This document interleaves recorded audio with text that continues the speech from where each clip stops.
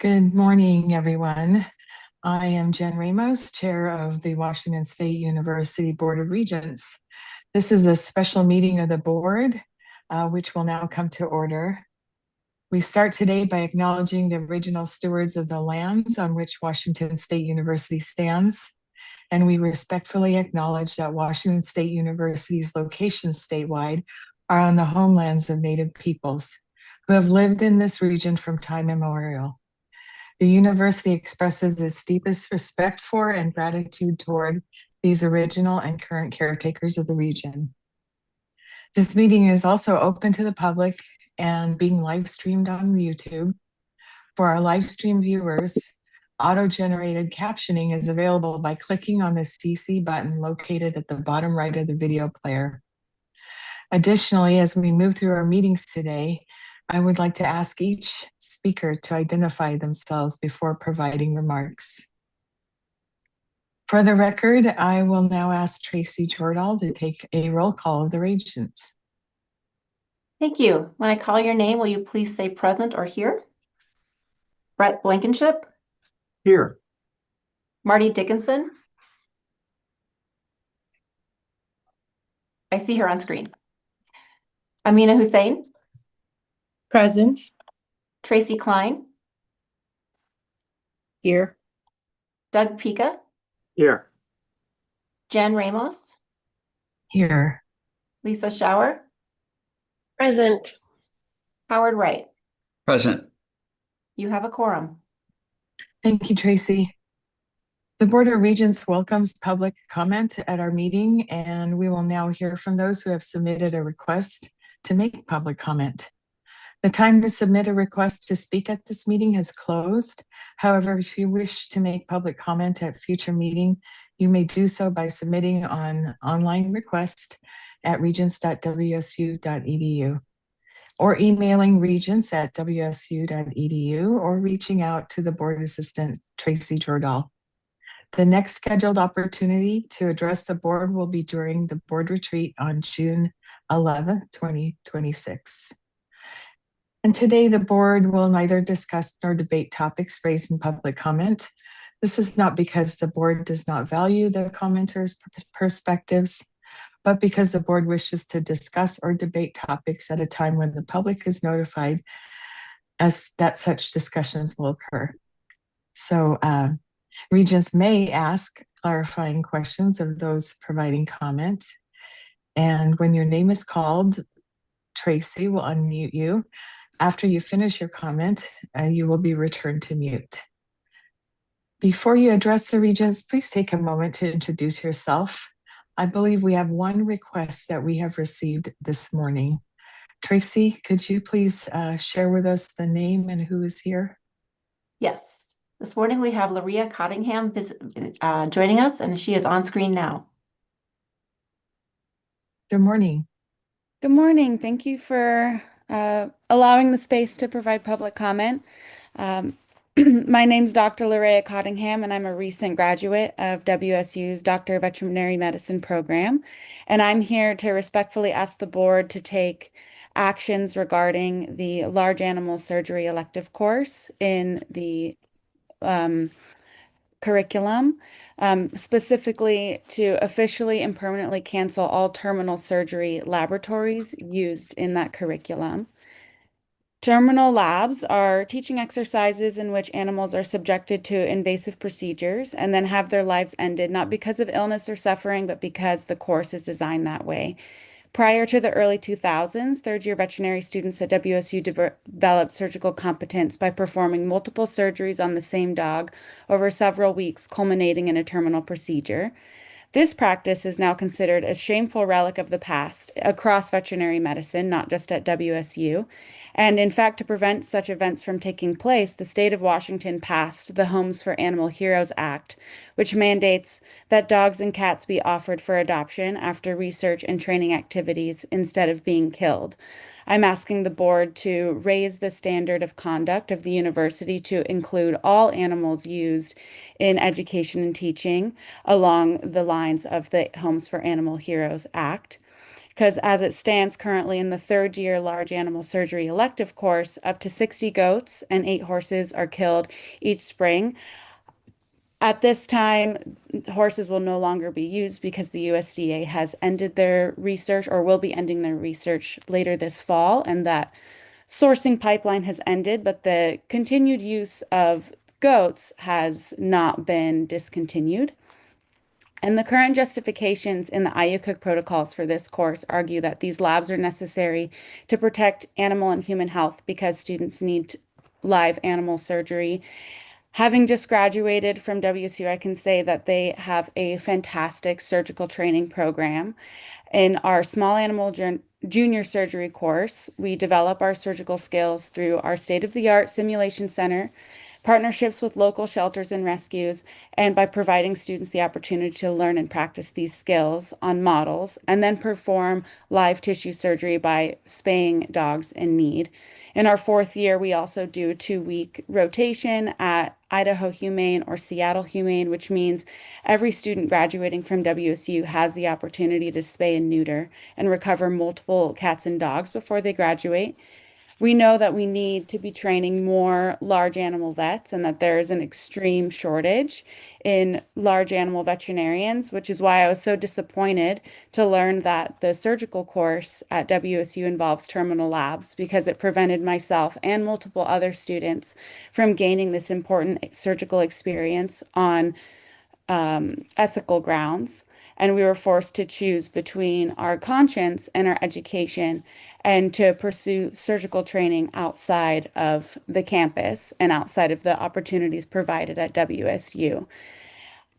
I am passionate about developing my surgical skills, and I, at my own personal expense, pursued additional surgical training and had the opportunity to perform over 50 surgeries and treat over 45 different species while I was a student. But unfortunately, that's not the standard because students have to make this choice between their education and aligning with their values and the standard values across other curricula. And so I'm asking for the school to expand its training by initiating and prioritizing service-based models that other schools do, such as partnering with farms, conservation initiatives, and rural communities who are desperately in need of large animal veterinary care to provide students with appropriately scaffolded and supervised experience in surgery rather than taking healthy animals out of potentially adoption pipeline or the slaughter pipeline, requiring even more animals to be slaughtered, and providing students training, a single point of surgical training, rather than multiple opportunities that could be achieved through a combination of models, simulations, and service-based models that WSU has already demonstrated to be highly effective in other aspects of its curriculum. Thank you, Dr. Cunningham. Thank you. Are there any clarifying questions from the Regents or anyone else here?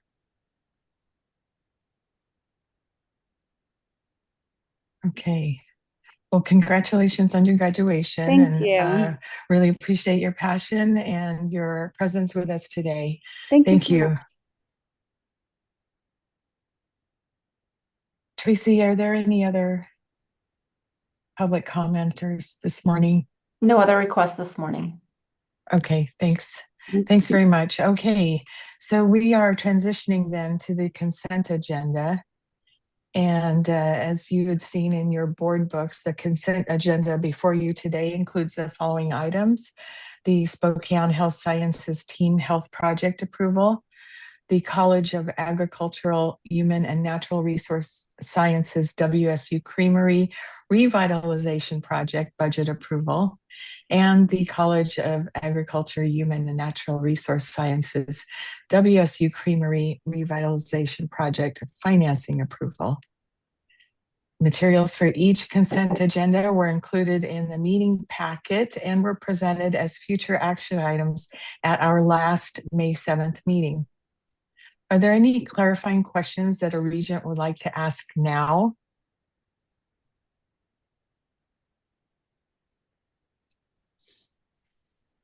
I am scrolling and looking for hands.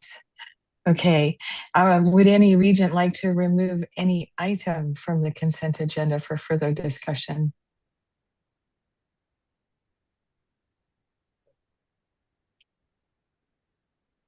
Okay, hearing no requests for removal, I move to approve the consent agenda. Is there a second?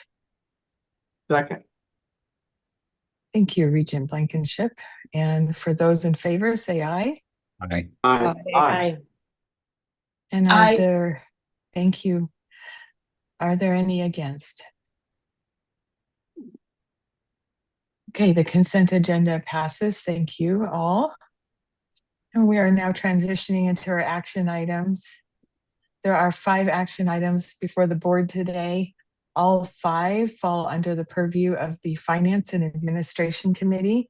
So at this point, I will turn the meeting over to the chair of that committee, Regent Wright. Thank you, Chair Ramos, and good morning, everyone. Glad to see you this morning. Looking forward to working through this agenda with you. As a reminder, all of the following action items were presented to the board as future action items at the recent May 7 meeting. The first action item before the board today is the 2027 to 2029 biennium state operating budget request. This will be presented by Executive Vice President Lisa Brunelli, Provost Riley Tillman, Executive Vice President Sandra Haynes, and Vice President Glenda Becker-Henter.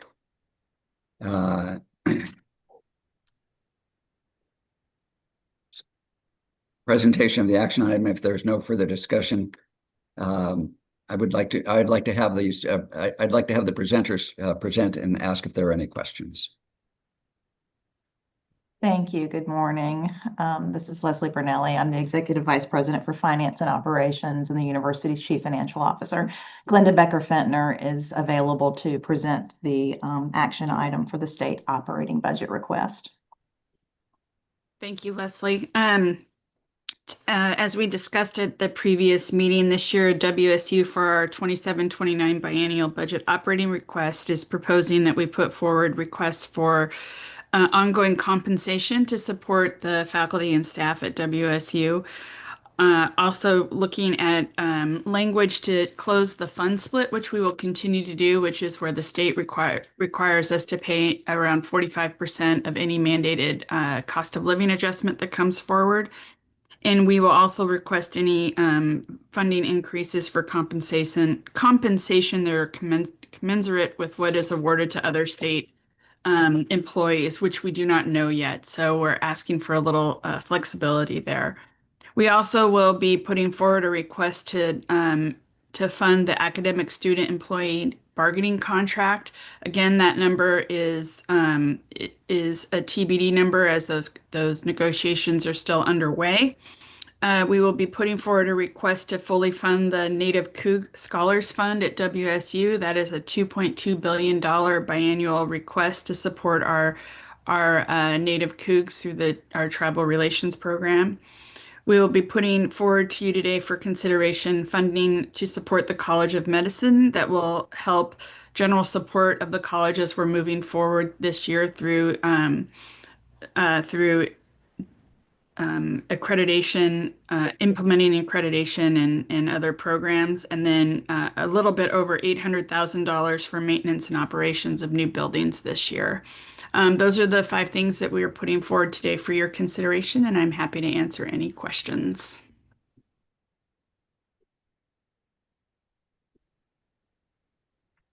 Any questions to Glenda on this subject? Any further discussion on this subject?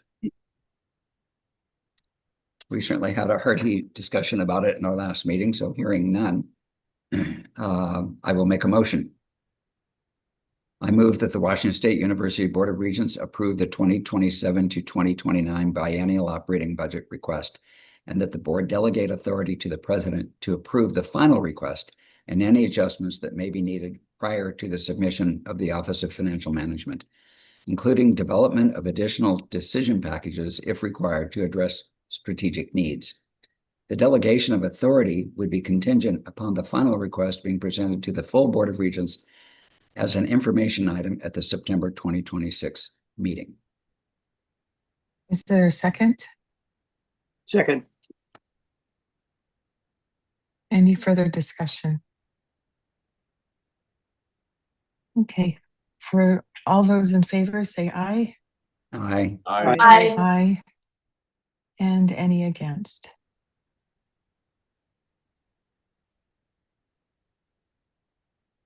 The motion passes. Thank you, Regent Wright. Thank you. The second item is the 2027 to 2029 biennium state capital budget request. Associate Vice President for Facility Services, Olivia Yang, will join our current presenters to help lead this discussion. Thank you, Olivia. Would you go ahead and walk through this item briefly?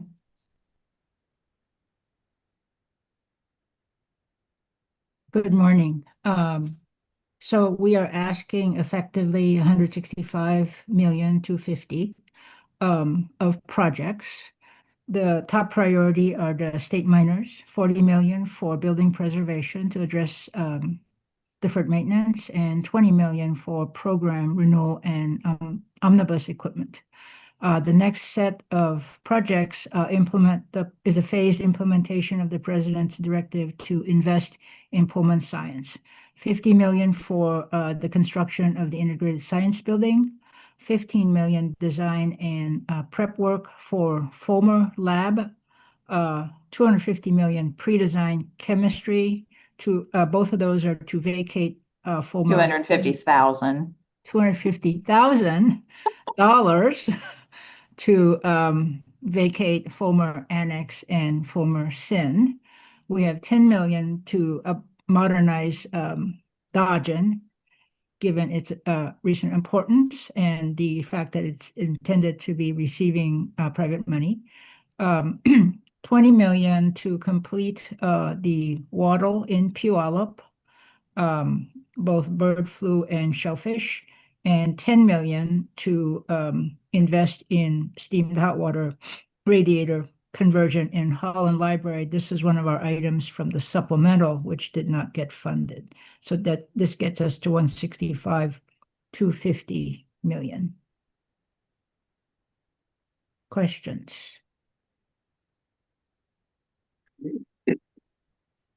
Any questions or discussion around Olivia's presentation? All right, thank you. Hearing none, I will make a motion. I move that the Board of Regents approve the state capital budget request for fiscal year 2027 through 2029 and delegate authority to the President or designee to approve any adjustments that may be needed before submission to the Office of Financial Management. Is there a second? Second. Thank you. Any further discussion? This is moving along swiftly due to the fact that we've discussed these items repeatedly. So at this point, we will vote. For all those in favor, say aye. Aye. Aye. Aye. Aye. And those against, say nay. Okay, the motion passes. Thank you. The third action item is the fiscal year 2027 university budget. Leslie, Chris, and Sandra will be joined by Vice President Matt Skinner and Assistant Vice President Carrie Johnson to present this item.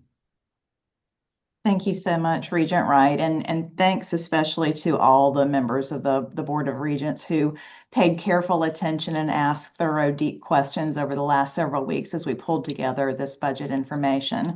I especially want to thank Chair Ramos for spending some time with us last week to further clarify and document the path that we've been on towards financial transparency since the arrival of Workday in 2020-2021.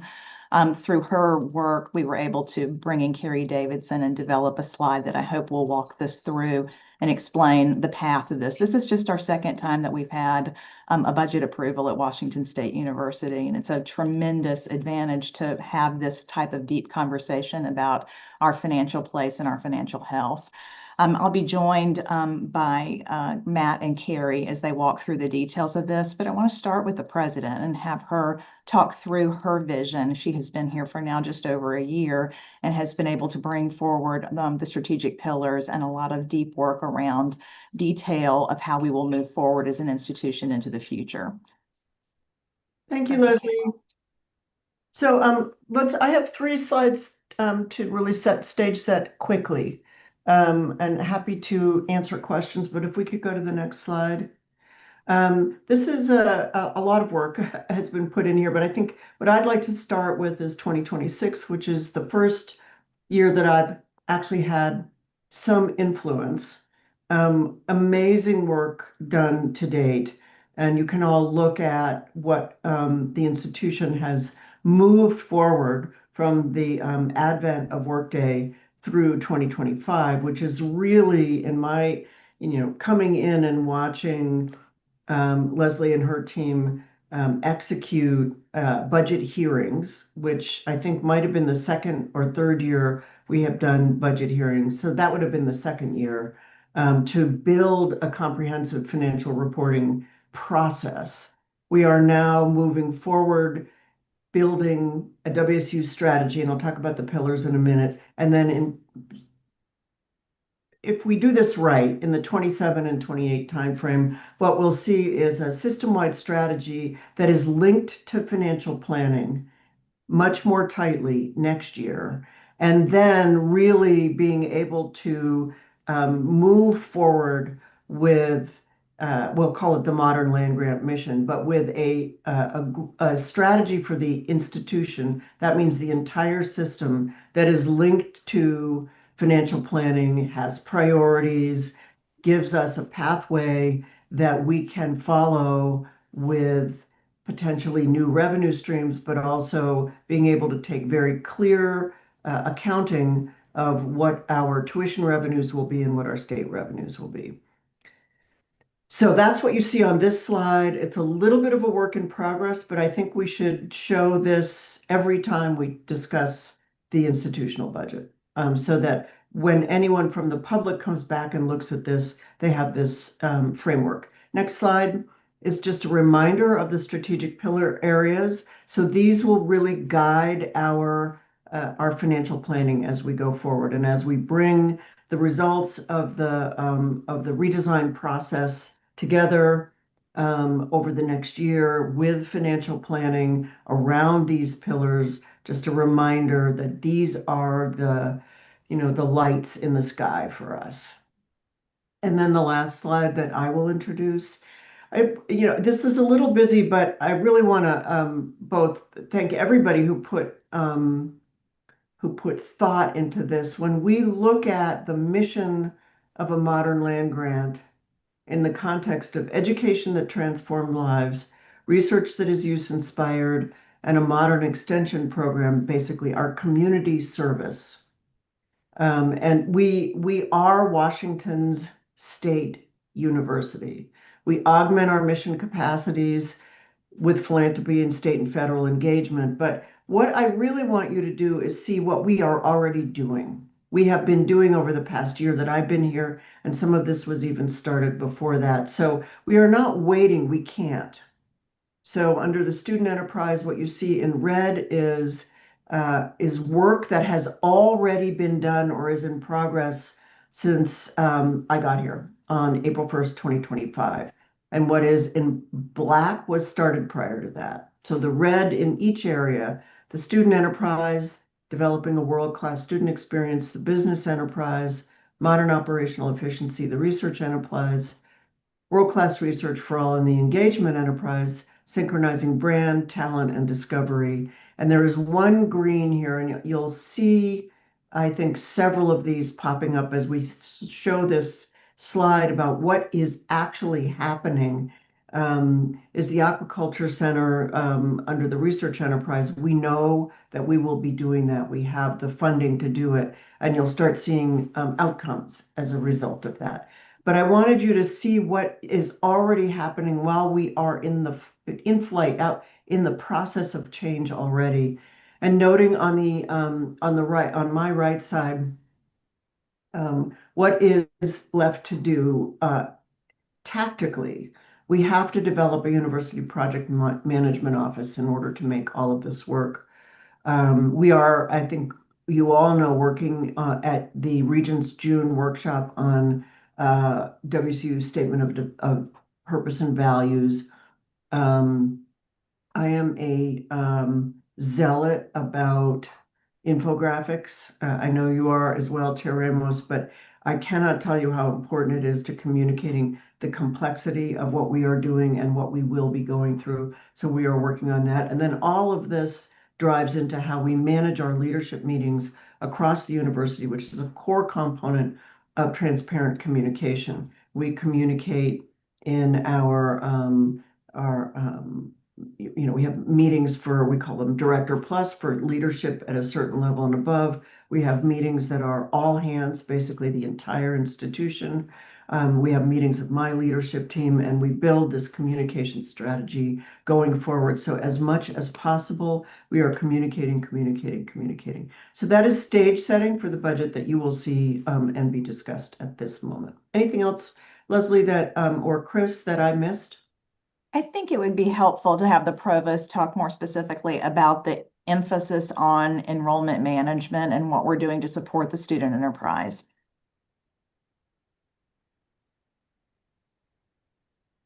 Chris, you're on mute. Oops, sorry about that. On the left-hand side, you'll see a list of different topics, NIS in particular. Let me just a very quick overview. We've talked about this in public a few times. This is a National Institute of Student Success. It comes out of Georgia State. It was a university that had done a particularly effective job at retention of students in a very, very difficult university setting. We have brought them on board last year and will be moving into an implementation of a large retention-focused activity that focuses on a number of different areas. I don't need to get into those pieces, but it I think has the long-term potential to raise our retention up somewhere in the range of 8 to 9 total percent. That has an enormous impact on our overall enrollment. I think there's a lot of discussion about first year. We feel that's obviously something that's very important to look at, but it's critically important that when students get here, they're successful. That is going to result in a really large overview of the student experience. There's a whole number of activities that go under that, that some of which we've already started, like work on tuition discounting. We will be implementing a rather sophisticated AI tool in both the enrollment space and in the student management space. A real change in our advising model, which aligns with the overall direction of the university to have a much more consistent system experience so that students will be able to be able to move between campuses and much more easily if that proves to be useful to them, but be also just have more consistency across it in different pieces. And so that's an enormous endeavor that we've been working on.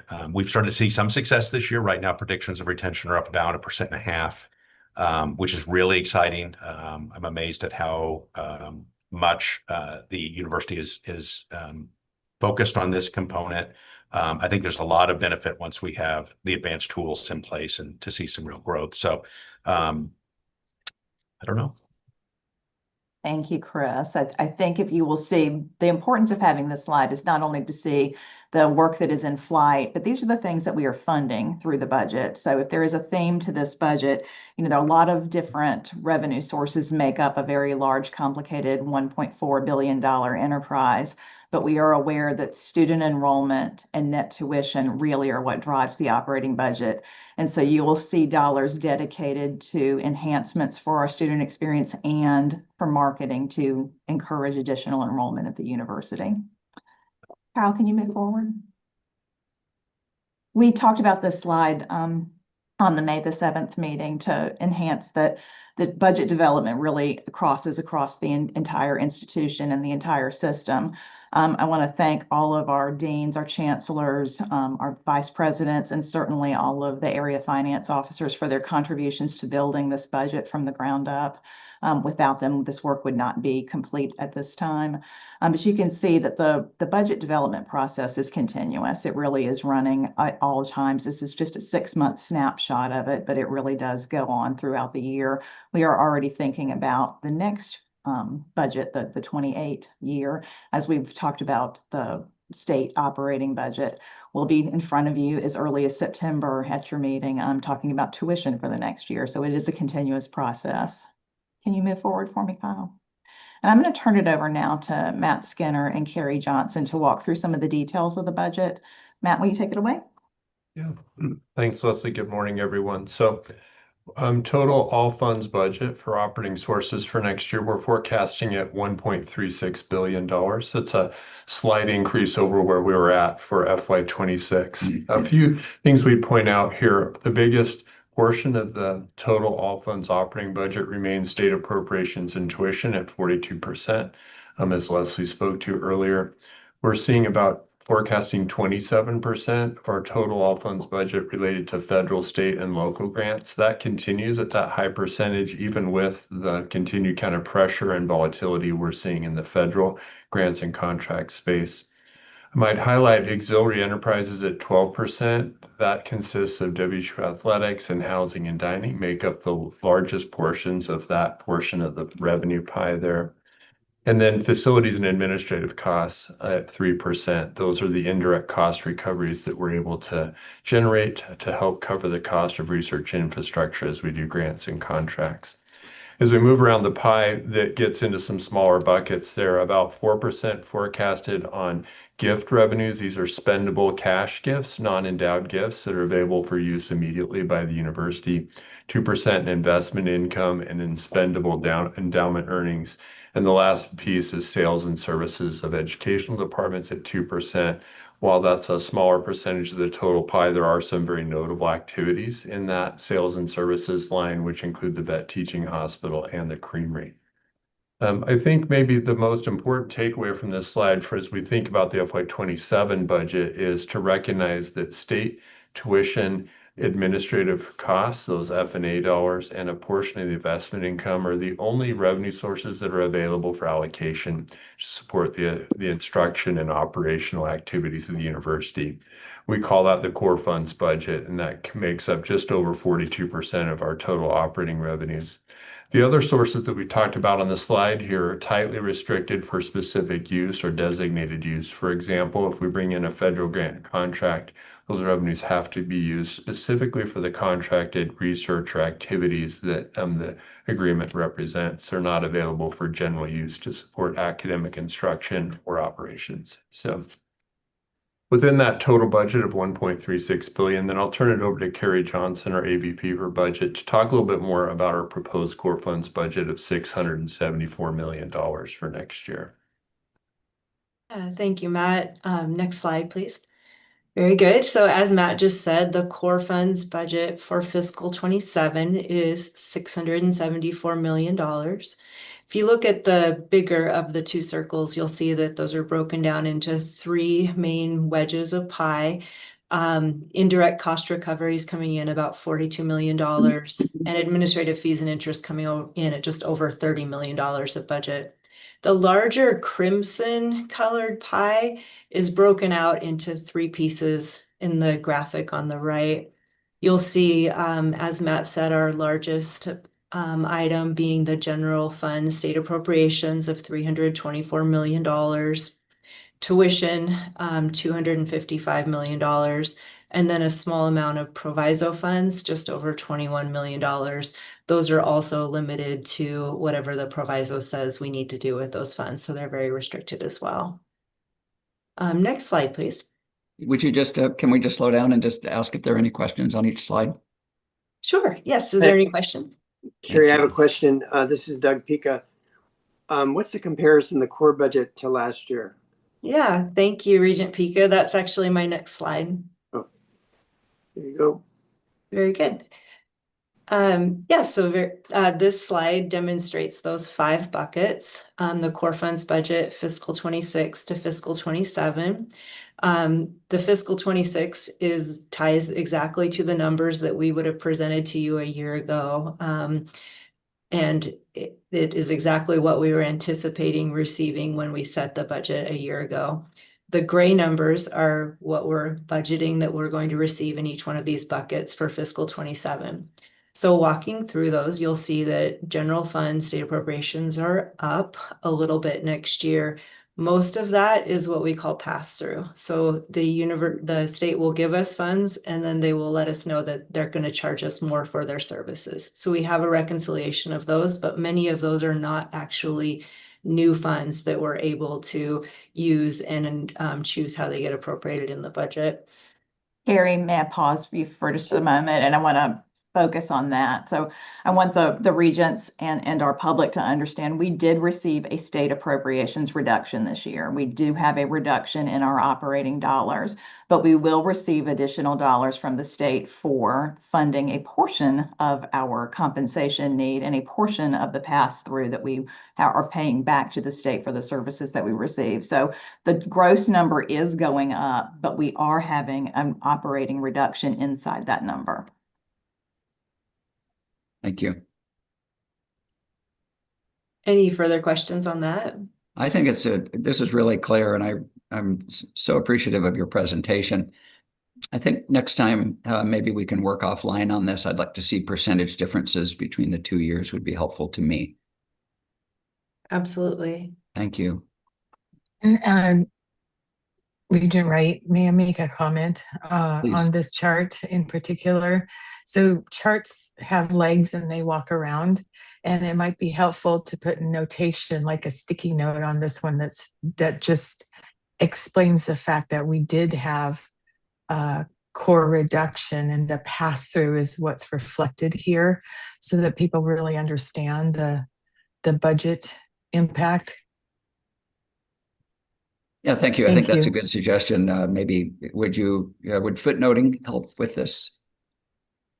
Or I'm not. We can actually do a little sticky on just the sticky note would be good. It's way beyond my capability. We can do that. Thank you. Thank you, Carrie. We'll put together a couple of options for y'all That'd be to great. look at and see which one looks the best to you. Thank you. That's a great idea, and I do appreciate that suggestion. That's really good. Thank you. Tuition, we are anticipating will go up next year. This is largely due to the tuition increase, the 3.3% tuition increase. Indirect cost recoveries, we're anticipating going down a little bit next year, a couple of $1 million. Same thing with administrative fees and interest, and state proviso funds have been reduced with the INEF reduction in the Tri-Cities. And I will say our next slide has a little bit more information about tuition. The tuition story is the largest takeaway from this budget presentation. Last year, we were exceptionally conservative in our forecasting for tuition for fiscal 26. We budgeted that we would be down in enrollment, and our enrollment actually held pretty consistently, both the first year class, the transfers coming in. We were a little bit down in retention, but overall, our net tuition has increased for fiscal 26, and that was not budgeted. So you will see that on the next slide that there is an increase for the current year, but we are also projecting the increase for the tuition, the 3.3% change for next year. Okay. Any further questions on that one? Okay, good. All right. So as we look to build out the budget and we look to do the budget hearings, we captured last year's fiscal 26 core funds budget coming down to that $661 million that you see on the bottom left corner. You can see how that's divided up among the colleges, the campuses, academic support, administration, finance and operations, and general expense. Just for reference, I just wanted to fill in the blank a little bit here. We consider academic support is primarily the provost office, enrollment, international programs, student affairs, the libraries, all of those student support facing services. Administration bucket is comprised of the president's office, Office of Research, external affairs and government relations, marketing and communications, development, advancement.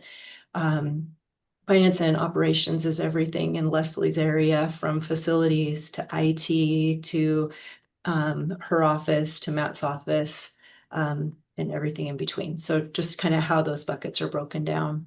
So you can see how they break down in the division percentage of that baseline of $661 million, how we allocated those out last year. When we look to build the budget hearings template, we had to remove a lot of items just to say these items are not eligible for reduction. Things like benefits get reduced, get taken off. F&A returns get taken off of that number.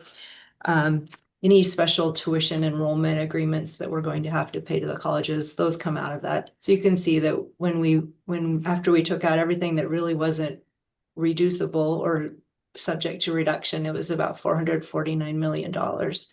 And then it's split out a little bit slightly different between the major buckets. This slide is important just to place frame, particularly for our internal audience, that when we told the units, please come forward with a 3%, 5%, and 10% reduction this year, it is not to the $661 million number. It is actually to the smaller $449 million number. Now, as we think about going into the fiscal 28 budget development cycle, we're going to rethink how we have made reductions from the units, particularly in terms of benefits.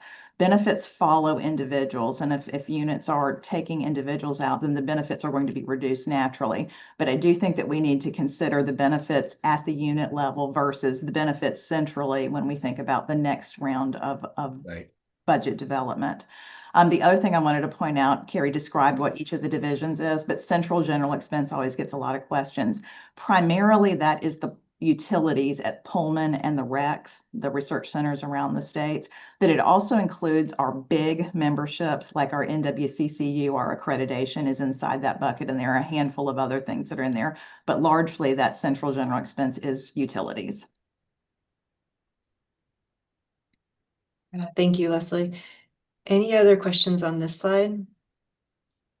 The asterisk with the central general expense, that just describes what's underneath that with the president's It does office. describe what's underneath, and it is excluded from reduction. Unfortunately, we cannot reduce the utilities cost unless we shut down some buildings.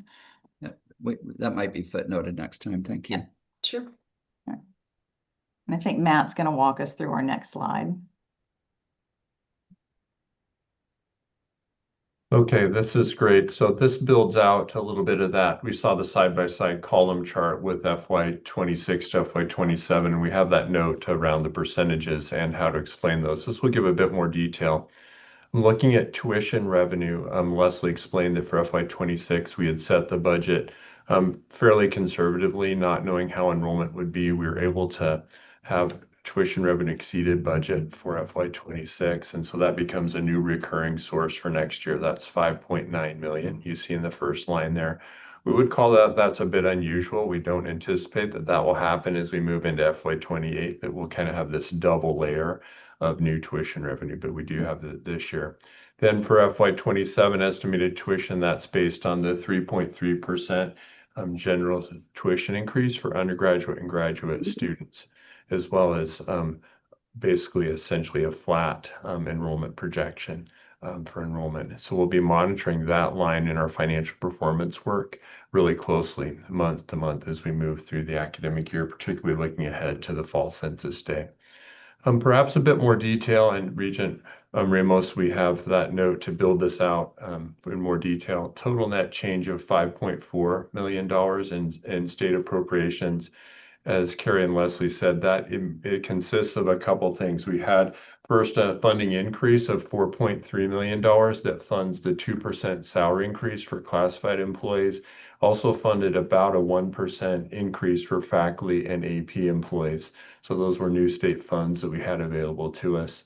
There were also those flow-through items that Carrie described, where the state funds WSU for statewide central services. They give us a new appropriation, and then they bill us back for those services. So we showed a $3.8 million increase on those flow-throughs, and then the money gets billed and taken away. So those two large increases were offset by a real reduction of $2.7 million. That was a $750,000 administrative reduction and a $1.9 million reduction to the Institute for Northwest Energy's Futures located at WSU Tri-Cities. That constitutes about a 50% reduction in the proviso funds for that institute at WSU Tri-Cities. So that's how we net to the $5.4 million increase there, and we'll certainly document those assumptions out for that request. We're forecasting that interest income will continue to go down a little bit next year, about a 5% decrease or $1.7 million. That's driven by this continued volatility in interest rates, as well as our working capital balances are being spent down a little bit as we roll into FY27. And so we think we'll have a smaller interest entering there. And then indirect cost recoveries, we've talked about this a lot over the last year. We continue to actively monitor that. There's a lot of pressure on that budget line as the federal landscape for research continues to evolve. We've linked up the planning and forecasting here to the work we're doing with Vice President Christian and the Office of Research as we look out over a multiple year projection for federal activity. We're currently forecasting to be down about $2.3 million. That's a 5% reduction. That would be the first year of what could be a multi-year reduction to F&A over about a 3 to 5 year period. So that's the first year of that. So all of those activities net together for a core funds budget increase of $12.9 million shown on the slide here of changes in revenues. In addition, through our budget deliberations and hearing process, we've reallocated budgets from unit budgets back to be used in strategic investments and operating costs of $11.6 million. That's about a 2.6% average reallocation out of the core funds budgets from units that are being brought back essentially for allocation, bring us to a total change in recurring sources to be allocated for FY27 of $24.6 million. Let me pause there to see if there's questions about that slide. Yeah, Matt, this is Howard, Regent Wright. Where would the Institute for Northwest Energy Futures reduction be reflected? It's in that net state appropriations TAMs of 5.3 million. Oh, there it is. Okay. And again, we can put a note on these and build that out. We'll certainly do that in the budget document that we prepare for September as well. Appreciate that. Thank you. Regent Klein. Yes, thank you. Would you provide some examples of the reallocation from strategic budget reductions? I assume you're talking about the chancellor positions, but could you please illustrate? We'll talk about that just in a moment, Regent Klein. Yeah. That's our next slide. Yeah, great question.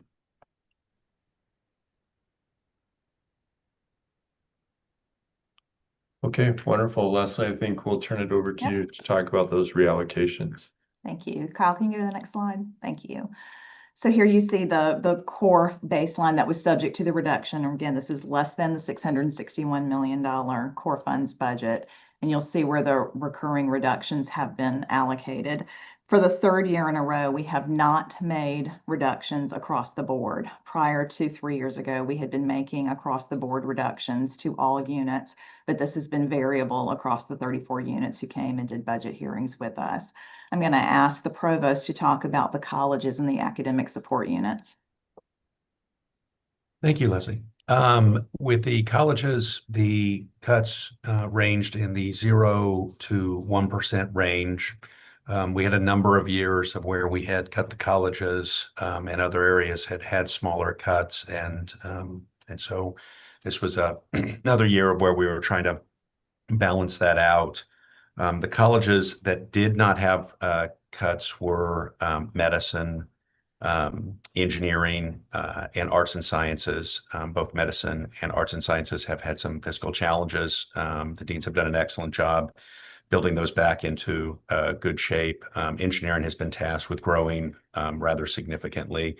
The rest of the colleges in that 1% range, we have had some extensive conversations with the deans about preparing for potential challenges in upcoming years until the state budget seems to stabilize. And so I think they understand that this is an opportunity year in many ways, shapes, and forms. So Leslie? Chris, maybe speak about pharmacy as well, because pharmacy had about a 24% reduction in the prior year, but there was no reduction made this year. Yeah, I appreciate that. Thank you.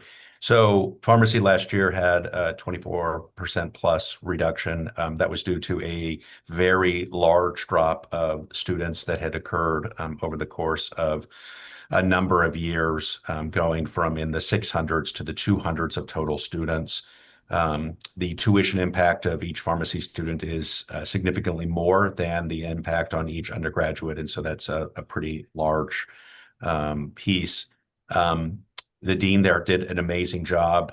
She got that budget into order in a really effective manner. Concurrently, they have rebounded significantly with their enrollment this year. We're saying 95 that we're confident of. We're actually, I think, at 101 confirmed students as of graduation on Tuesday or Thursday, pharmacy graduation on Thursday. What that resulted in us actually putting in $750,000 of additional funding that is related to those new students. And we've got a plan with pharmacy over a number of years that if they continue to grow back up, the goal would be to get into the 400 to 440 range with about 100 students, 105, 110 students a year, somewhere in that, that we would have a funding base. I think it's a really nice success story. I don't think people often talk about cuts, then leading to a right-sized budget, then leading to, I think, a really effective focus on enrollment.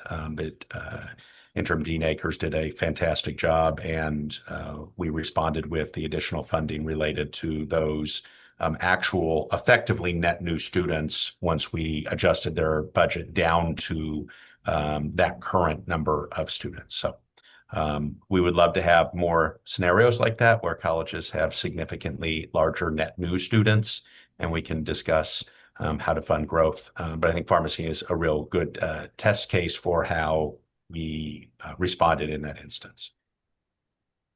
Good leadership. President Canwell?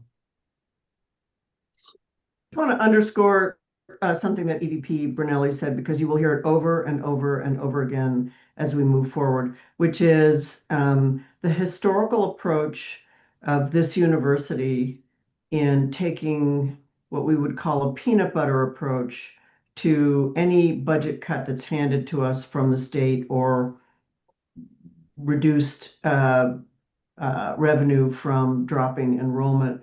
We would allocate evenly to every unit and every activity across the campus. And you've heard me say this, but I want to underscore that we are making choices.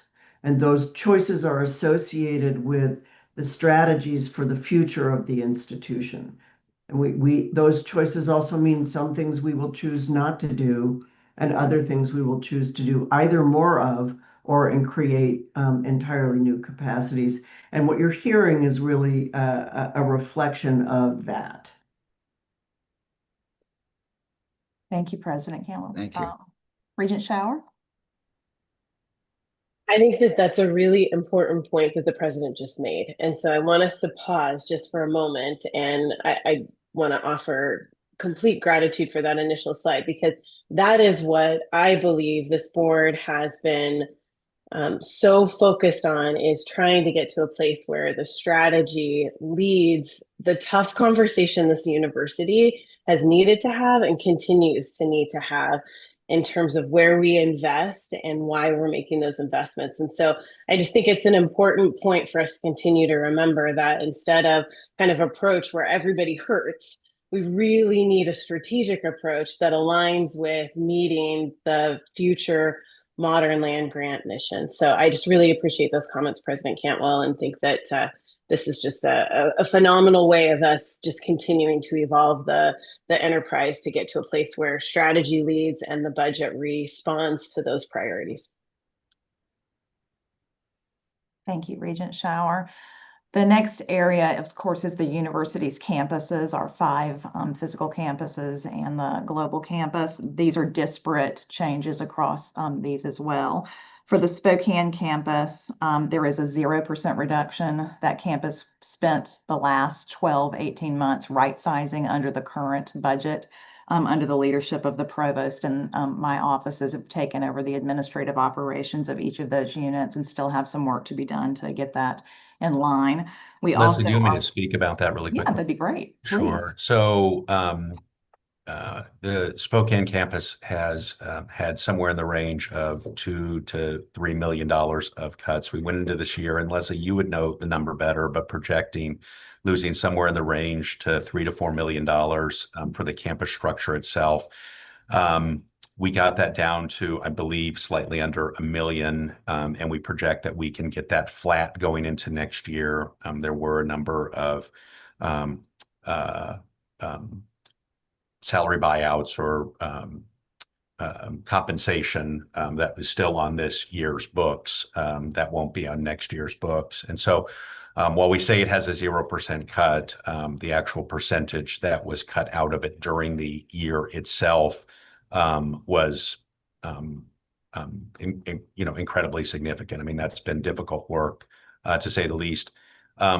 The primary way of focusing on that campus is we've taken leadership and really combined the Pullman, the flagship, and the health sciences flagship, so the actual campus structure there. So, for example, Olivia is running facilities, or you can go through the different areas, Kim Christensen, the research and enterprise, et cetera. So that has a couple of advantages. Number one, there is a cost savings that you have less overall individuals at that leadership level. Number two, it allows for a lot more work between the colleges that are across Spokane and Pullman. And so we're seeing more collaboration, more ability to have a consistent model or approach across those entities. So it's also been a significant amount of work. A whole bunch of individuals had a full-time job and then had some significant things added to them, whether that's student life or enrollment management or facilities or security or budget and finance or my office or, so on and so forth. And so I don't want to minimize the work component to it, but I think we're really excited to see, honestly, some ideas that were on the Spokane campus are things that we can use on the Pullman flagship, and I think vice versa. And so I suspect we still have a good year plus in work. This is as much Leslie's team as it is mine, and so she can give a feel for that. But I think it's been another pretty nice success story of trying to get some consistency across the two campuses that house colleges, where you've got deans and all of that infrastructure and units. So there's a lot of consistency between Pullman and Spokane. And I'm excited where we are, but I don't want that 0% cut to suggest that has not had really significant restructuring across the last, I'd say, 7 or 8 months. And I want to also emphasize there is a reduction coming for the Spokane campus because Eastern Washington occupies space on our campus, and they will depart as of December 31st. So they pay us a lease that's just over $1 million a year. So for fiscal 27, there is approximately a $500K reduction to the revenue coming in for the Spokane campus. And for fiscal 28, it will be the full $1 million. So we are planning around that reduction as well. And just one last piece, and I believe President Cantwell went off mute, and so I want to kick to her. Oh, no, I'm just anticipating down the okay. campus. All right.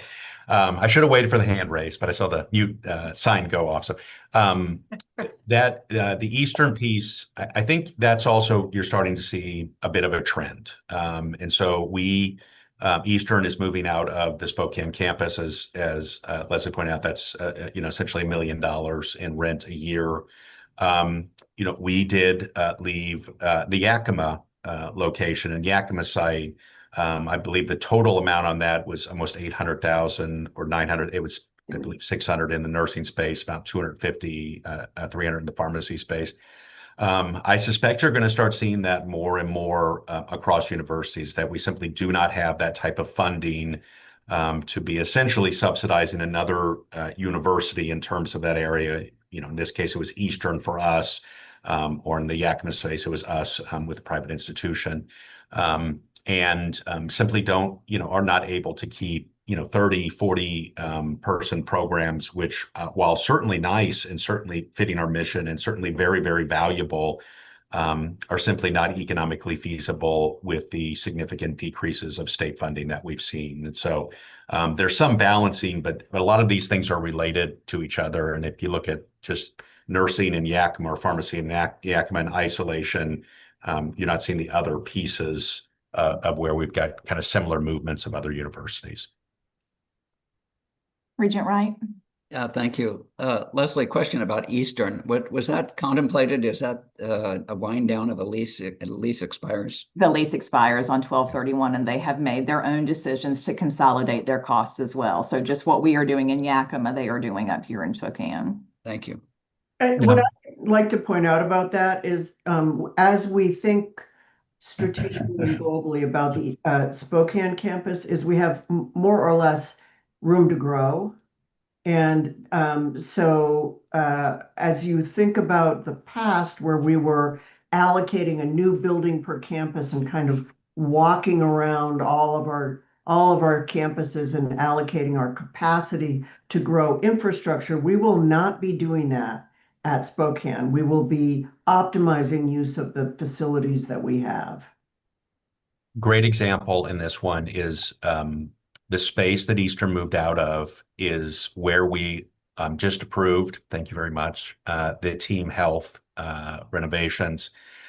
Senior Vice Provost of Health Sciences, Dr. Haney, was on the call. I believe he's here, but when he walked the team around that space, they were simply giddy for how it is built, and we lovingly call it the banana wing, or I lovingly call it the banana wing. I think everybody else wants to get a different name for it, but it's really perfect space for simulation and having integration of pharmacy, nursing, and medicine in one space. That will cost, the state has allocated us, I believe it was 7.x million, and then we had 2.6. It combines to about 10 million. That's instead of a $50 million new building. And so this is economically far more feasible to the state. We're very thankful for the state for giving us that particular money to do that renovation. It'll be a much more efficient use of the space. It's also right across from some clinic space where we eventually will have a general practice for WSU Health. And so I think we're really trying to make more strategic decisions with the space that we have and then limit our state request to the areas where we really have limited capacity. We need more chemistry labs and more chemistry labs and more chemistry labs versus kind of the one-offs in different spaces. So even though that was a bummer that they moved out from an economic perspective, it's a heck of an opportunity for us, and we could balance that out a bit with some others. For our other campuses, our Tri-Cities, our Everett and our Vancouver campus, we looked very closely at our cost to generate one student's education, and we're comparing that across each of the system campuses. We also considered the campus allocation of a pro rata share of our central support costs, things like our human resources and all of those things that are performed centrally that we have not previously charged out to the campus. So we considered that and the cost per student. And we have allocated differential reductions there. And Chancellor, EVP Haynes will speak to that in just a moment. For the Everett campus, we have recommended a 10% reduction while we give Sandra time to go through and recalibrate that budget to the expectation for the campus. The Tri-Cities campus does not have an additional reduction. However, it has to take into account the reduction made to INEF. Again, INEF was reduced by 1/2 by the state. What's so interesting about that reduction is a portion of that reduction actually impacts the current fiscal year. So the 2026 year that is underway, that is nearly ended, a portion of that reduction will impact that, and they are planning for that. Finally, our Vancouver campus, we have recommended a 15% reduction to that. And that is, of course, on top of the 10% reduction that was made last year. But again, this is recalibrating our expected cost per student at the campuses and the pro rata share of centralized expenditures. Sandra, do you have something to add here? I don't really have much to add to the percentages. It will certainly have an impact on the campuses. The INEF reduction sounds like it'll just be taken to INEF, but we had costed out some positions and allocated funding to positions actually across the system because it is a system institute. So it will be affecting more than just the Tri-Cities campus, but we do have the ways to backfill those positions, and we'll be working with especially business services, which is one of the places that it affected, to make sure that they can absorb those costs as well. So we won't be eliminating positions because of the INEF reduction, at least in INEF. It does result in a approximately 2.5% reduction. So there may be some position reductions based on the needing to absorb that 2.5% to the budget. We'll be, of course, looking at the other two very closely. I was not involved in the planning at Everett, as Leslie alluded to, so we'll be looking at how can we restructure there. We already have some plans about restructuring that could help us with this 10%. In Vancouver, we'll be going sort of back to the drawing board. We'll be starting with our 10% and then working to figure out how we can build that extra 5% for a 15% total. We've been very fortunate this year to have done the RPK data, and we'll be able to look at that to make very strategic reductions across the Vancouver campus in a way that will propel us into the future. So we are prepared for this, not completely, we are prepared to do this once we have the number in place. And if I could comment again, what I like to underscore about things like this is what you're seeing is effectively, and I think Leslie used this word, maybe it was somebody else, but is right sizing the budgets to the enrollments. The statewide campuses have been built around a build it and they will come approach, which historically probably would have worked. But now that we are doing a redesign process, we are looking very closely at what they want, not just what we think they want. That's part of the redesign process, meaning what are the jobs that are available in the regions? What are the degree categories that students want? This is the RPK work that Sandra referred to. So as we move forward, increases or requests for increases will be very tightly tied campus by campus to the demand signals around what programs are needed to serve the region and the students in the region and the families in the region, and where demand signal is saying we are doing things that we don't need to do. But right now we're right sizing, and as we go forward, we will build it associated with where the demand signals are. If that makes sense. Chris? Yeah, just a couple of last points as we look through it. When we went through the budgets, this particular cut to Vancouver will put its funding per student at where Tri-Cities has been. And so there's some consistency across those two. I think what EVP Haynes is going through at Everett is very similar to what I'm doing in Spokane. And so there's just real questions on, what is that goal going to look like? I think that is going to be a work in progress. And is a real question mark. I think the one other piece with the Vancouver campus, which is important to note, is this year there was a significant amount of money added to carry forward this year.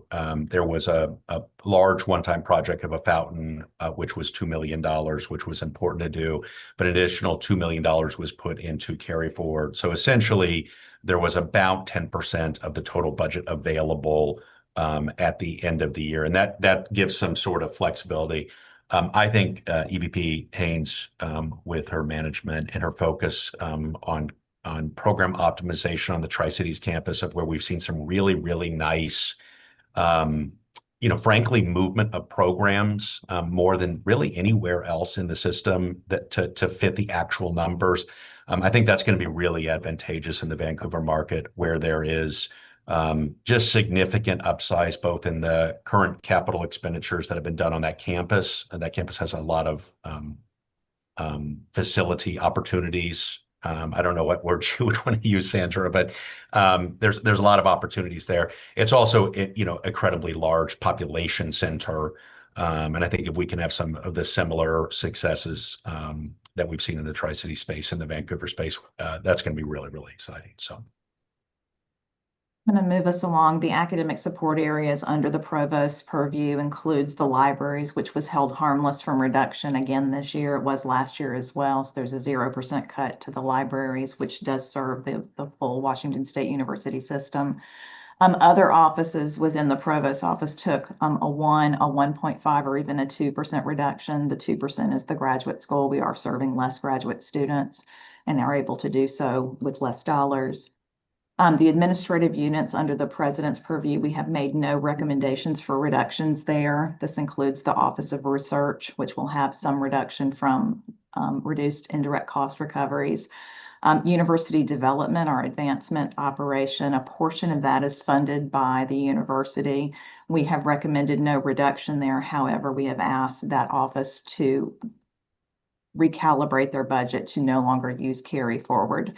You will remember that they previously had an expectation of using more than $1 million up to $2 million in carry forward for the last 2 years in order to support the upcoming capital campaign.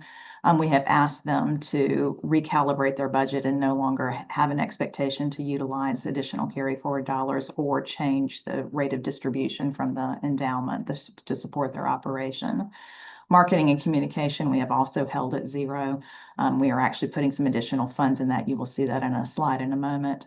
And then our Office of External Affairs and Government Relations, we have also held that at 0 and asked that they put some additional dollars into a new position to support the eastern side of the state. In the finance and operations area, which includes my operation, there are some units that are held harmless, that are held to 0.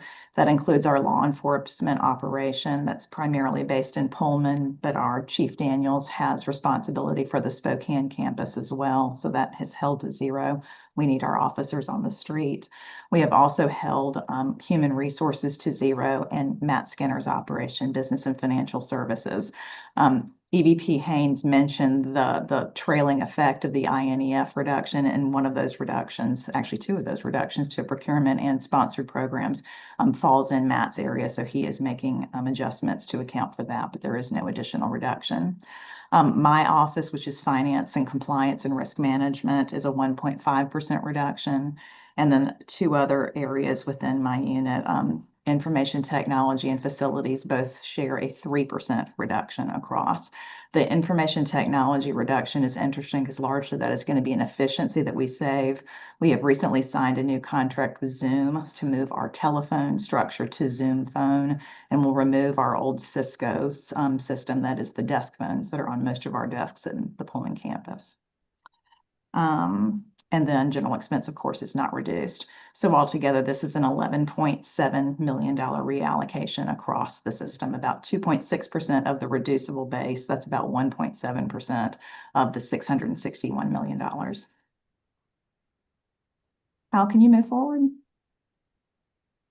Matt, I think this is you.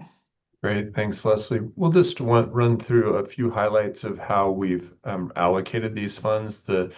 From a recurring perspective in FY27, of course, we'll have all of those details in the budget document by unit with specific line items. The largest use of resources for FY27, as expected, 38% or $9.3 million for compensation and benefit changes.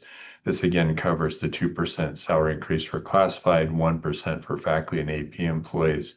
About $3.4 million in benefit costs that had not been fully budgeted in the past that are being budgeted on a go-forward basis, which is a real positive for our financial health.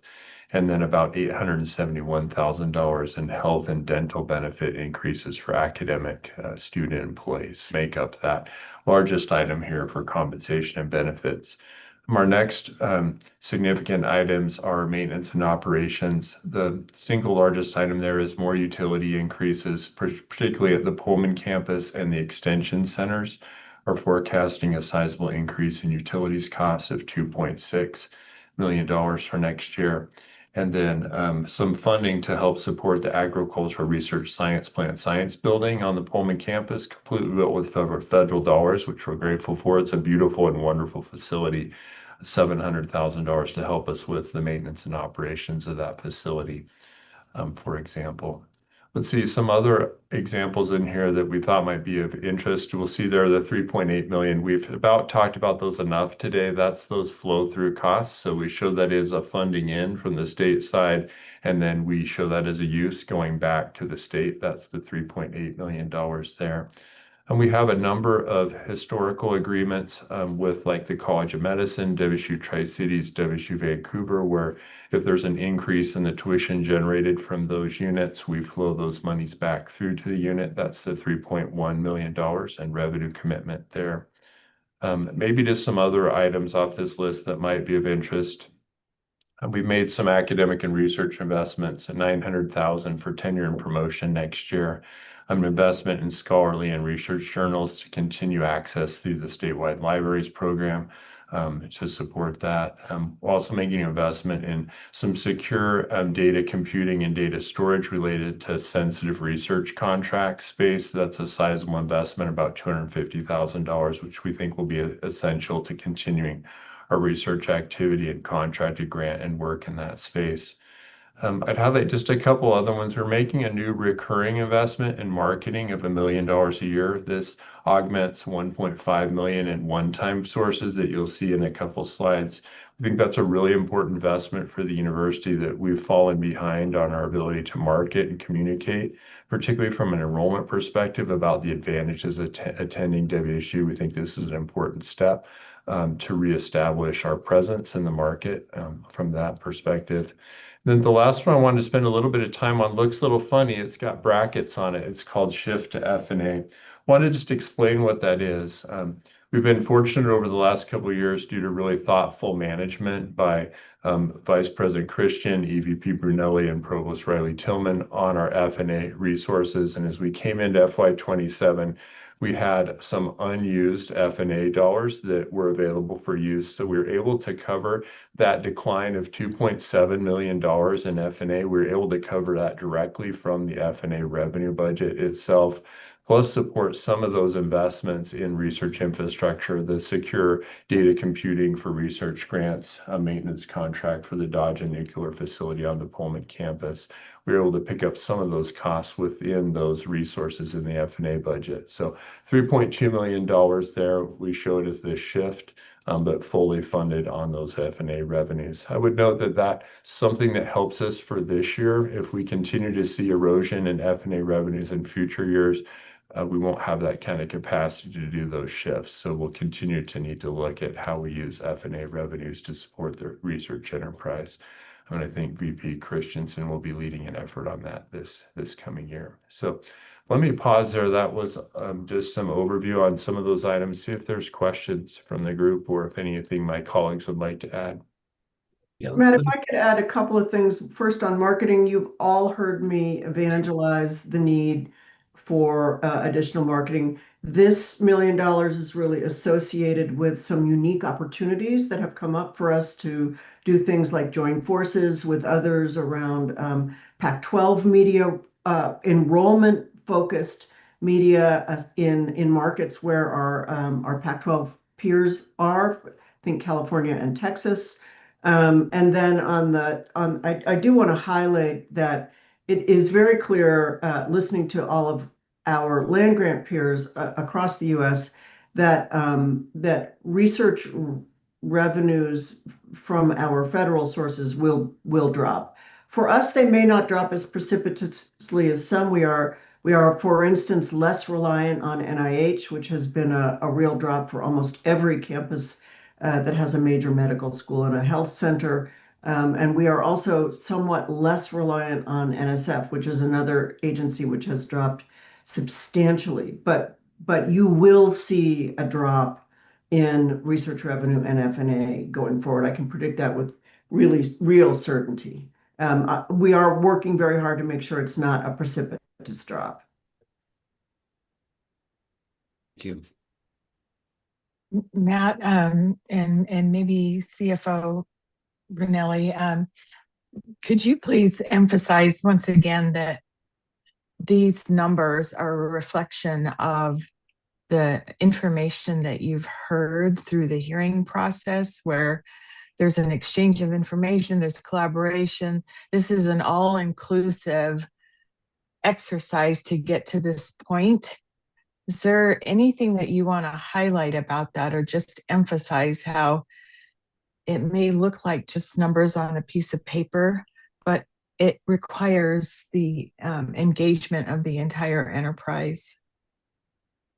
Sure, Regent Ramos. I mean, these items are either items that are mandatory that we fund for next year, like compensation and benefits, or include unit requests that came out through the budget development process.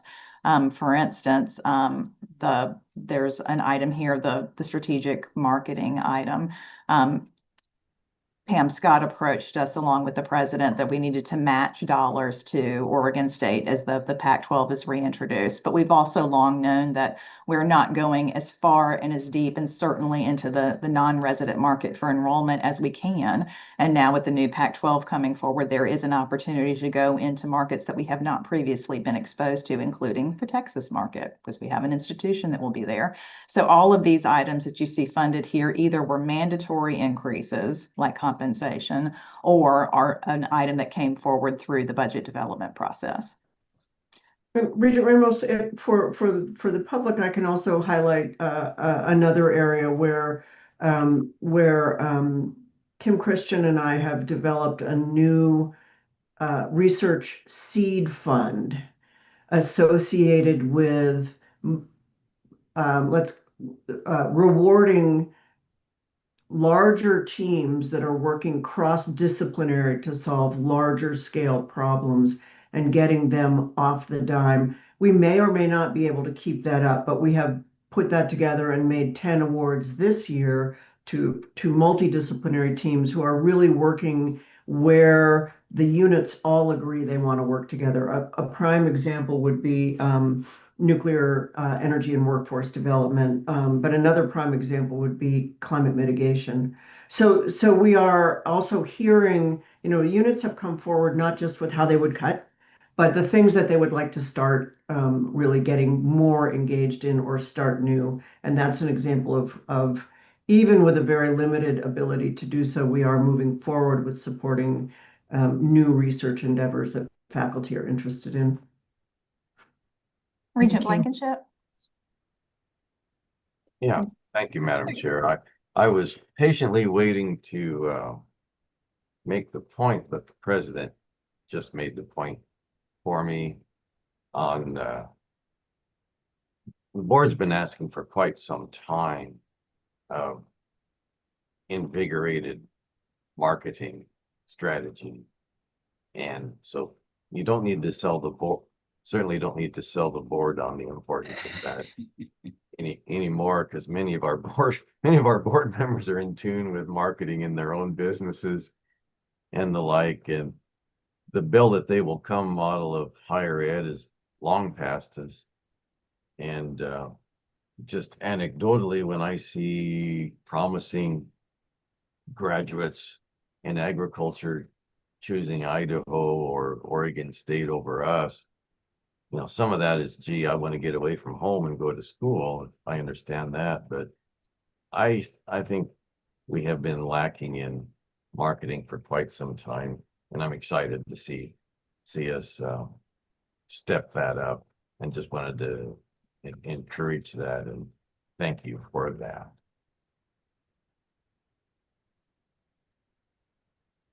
Thank you. Any further comments? I can't quite tell from this slide, Leslie, where are we in your team's presentation? If you'll go on to the next slide, Matt will wrap up the allocation of the core funds budget.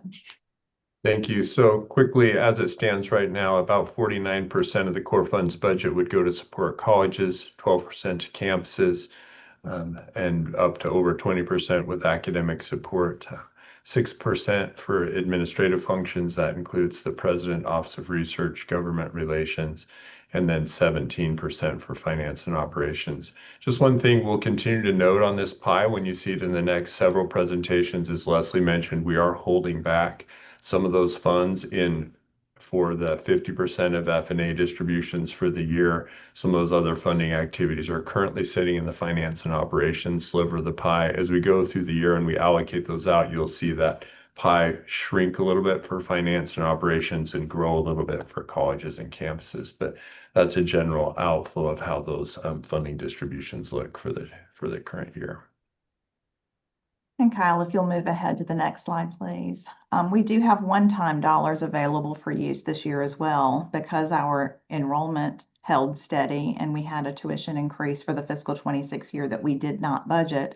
We do have approximately $5.9 million available for use in a one-time way. This has been built into the recurring budget, but the dollars are here now. And so we are making an opportunity to use these next year. The large item that you see in risk compliance and insurance is $2 million for a web crawler.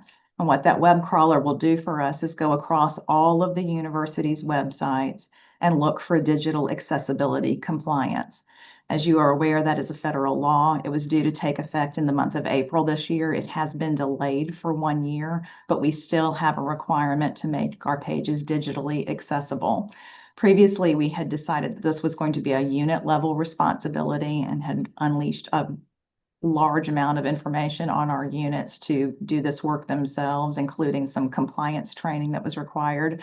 I will tell you, when I had made the realization with some folks on my team that maps have to be digitally accessible, I knew how incredibly difficult this work is going to be. And so we are going to purchase the web crawler for next year and run that through our system to make sure that we will be digitally compliant when that deadline actually reaches us. Again, there's also additional dollars for marketing and communications. You saw the $1 million in recurring dollars. There is also $1.5 million available in one-time dollars to support that recruitment strategy and the marketing across the system. Finance and operations, both of these items lie in human resources. This is to backfill a position for an expected future retirement, but also to provide legal support as we go into the negotiation stage with several of our labor contracts. And then finally, the academic and research investment is match dollars for a gift that was provided to the College of Arts and Sciences. This is startup dollars for some new science faculty. We will actually be making this investment for 3 years. So this is the first of three, 500,000 in each of the years. These items total 4.2 million, nearly 4.3 million, and it does leave us a small balance. I don't want us to get very excited about the small balance, because the one item where we fell short in our fiscal 26 budget is our interest income receipt. As you know, interest income dropped since September 3 times. The federal rate changed. We also have less dollars in the bank. So that is the one item on the revenue side in the core funds where we were underwater a little bit this year. So that may have to offset that. Any questions about the non-recurring allocations? I think I wouldn't minimize the $1.6 million. We'll take every win we can get. Absolutely. And frankly, the big win in this budget, frankly, is the enrollment. We have been for years since COVID, since the 2019-2020 peak of our enrollment, suffering from enrollment loss, which meant loss of net tuition revenue. And this is the first time we were very conservative that we were able to surprise to the upside. So that feels really good to be at that point this year. Well said. One piece with that, and I want to make sure that the 2 or 3 parts of that narrative are hitting. We will continue to have enrollment challenges until I think we have a significant marketing push and expand our reach. I think where we're seeing some real effectiveness is in stabilizing our current student numbers and the efficiency in which we discount and the efficiency to which we manage the current group of students we have, if that makes sense. And so I think lots of times when people hear enrollment, they just think new students, versus being more efficient and effective with the student population you have, which is both ethically the right thing to do, right? We want students to come to WSU and graduate from WSU, but it's also fiscally the most advantageous thing to do for the university itself. And so we will still have enrollment challenges, particularly in the first year space, which is why it's so important that things like tuition discounting, recruitment or retention of students is even more important than it's ever been. Thank you. Those are 3 very valid points to bring forward. I I will request for the remainder of this presentation, if I would ask the presenters to be efficient and expedient, and and at the same time recognizing that the public is on with us and watching this. Thank you. Yes, Kyle, if you can move forward to the compensation slide, please. Carrie's going to walk us through this very briefly. I do want to point out that for our core funds, compensation and benefits is about 80% of our core funds budget. So the impact of this slide is considerable across our university. Carrie. Yeah, thank you, Leslie. So effective July 1st, we were proposing a 2% increase for classified and civil service employees. Faculty and administrative employees were able to fit together a 1% increase effective October 1st. The difference between that for faculty, there will be an allocation process that's currently being discussed with the Faculty Senate's Executive Committee. It'll be announced in June. The pool available is 1%. And for administrative professionals, it'll be 1% across the board. Bargaining units are special, and for all of these represented employees, we have to refer to their current collective bargaining agreement, or if negotiations are still in progress, we look to those union representatives. And I will say that there's an important line here. There is no increase proposed for faculty and AP who were hired on or after January 1st, 2026. We did the same thing in the prior year. We are implementing that as well. You'll go forward. We have one more slide, Mr. Chair. We'll quickly just give you a sense. We'll be working, of course, in 3 fiscal years over the next 12 months. We'll close out FY26, close the year, do financial statements, report to the board in January. We'll be actively managing and tracking financial and budget performance for FY27. That'll include a mid-year budget check face-to-face with each unit, and of course, delivering a financial performance summary to the board each time the board meets. And then in January, we'll be really digging into FY28 budget planning, including budget hearings and deliberations in that March, April time period, depending on how the legislative session goes as we roll into the 27 legislative session. So a few reminders to the board, in addition to the monthly report to the board throughout the next fiscal year on financial performance, Deans and VPs will continue to do a monthly budget review and send that into the budget office as an attestation that that's been completed, where they'll point out any concerns or trends. That's worked really well this last year. And then we're finalizing a group of units that will have opportunity to have some enhanced financial monitoring to meet face-to-face with the finance office and the provost office on how their budget's going, and we do those meetings on a monthly basis. So that's a quick recap of where we're going from a financial management perspective in the next 12 months. Chair Wright, could I just make a comment? Please. I would just like to express my gratitude to the entire WSU leadership team and everyone involved in the process. I am really thrilled to see a proactive, intentional linkage to strategy and budget elements. This is a very complex enterprise. Not all sources are within our control, and so we have to be very agile. But just to connect the dots, everyone, in terms of the integrity of the financial system, really want to thank Leslie, Matt, and Carrie. But you zoom out and you know that the financial audits are really clean. The fact that we are proactively looking at the income statement, the balance sheet, the sources and uses affect our credit rating. And so, you know, all of these elements come together in a management system. And I want to underscore how much work has been put into this. But then when, you know, given some input, people also are willing to listen. And so I appreciate all of that. Thank you. Well, thank you for your comments. I think you speak on behalf of all of us. This team is spectacular to work with, and what may appear to be a 50-minute approval of a $1.3 billion budget is actually the last 50 minutes of the prior 12 months that this work has been going on. Tremendous heavy lifting, just outstanding expertise and competence. It's just gratifying to work with such a great team.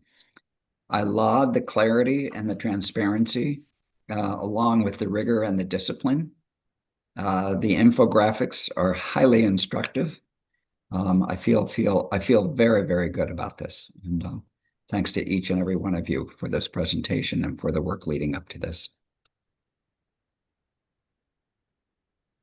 Further comments and questions, please.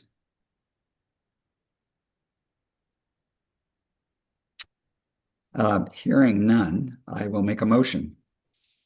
Any objections? Just moving ahead here. All right, here we go.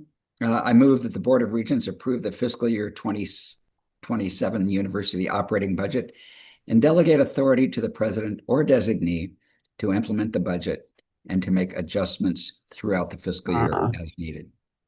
Is there a second? Second. Any further discussion? All those in favor say aye. Aye. Aye. Aye. And those against say nay. The fiscal 27 budget motion passes. Thank you. I don't know if that's being recorded, but the chair of the committee is clapping. Okay. Thank you. All right. Thank you, Chair. The fourth action item of the fiscal year 2027 Cougar Athletics budget, Athletic Director John Harlow will join Leslie to present this item. John, it's all you. Thanks, Leslie. Thank you, Regent Wright. Good to see everyone. Excuse me. I know this is a finance presentation, but I do want to take a second, and we will be efficient, Regent Wright, I promise that. But I do want to take a second to share some academic information that we just received last week, because there are numbers that need to be shouted from our rooftops, and this is the current rooftop. So I would like to share some. The semester that just concluded last week was the highest ever semester for our all-student athlete average GPA. They finished with an average GPA of 3.44, highest ever. That's a pretty incredible job by the student athletes and by our academic group. 14 teams had over a 3.0, and 59 student athletes finished with a 4.0 for last semester. So how about that? Isn't that fantastic? They did an incredible job. And one other piece, our semester to semester retention from fall to spring was nearly 80%. There is this stigma out there that student athletes aren't loyal, they're all leaving, nobody stays. Well, we saw 4 out of every 5 stay, and they did incredible work in the classroom. They did incredible work in competition, and there's still a lot of pride in being a Coug student athlete. So wanted to share that because I know we talk about the financial piece here quite a bit, but I also want to make sure we're recognizing all the great work that the student athletes are doing academically. The retention number is particularly powerful, and it's contagious. I'm really happy to hear this. Thank you for that report. If you have more of those, keep going. Take up more time. That's awesome. Next time I will. Now that I know we can share those, that's really good. Kyle, if you don't mind going to the next slide. Perfect. Thank you. So we're going to be asking for approval of our FY27 athletic budget. To kind of start off here, we will be presenting a balanced budget. That's the target. That is the goal. We are committed to doing that. We will see, just as we've done in previous iterations or previous fiscal years, we do present the budget at every Board of Regents update, and you'll likely see fluctuation between line items as revenue appears or as expenses change. Again, we'll be determined and motivated, make sure we're landing flat on those. So as expenses increase, we'll find offsetting revenues, or we won't have those expenses. Or as expenses or as revenues come in for designated funds or restricted funds for a particular one-time purchase, we'll reflect those revenues. We'll also reflect those expenses accordingly. Excuse me. So starting off with the revenues, just a couple of things to point out. Starting off our conference distribution, you see a change in that from current year to next year.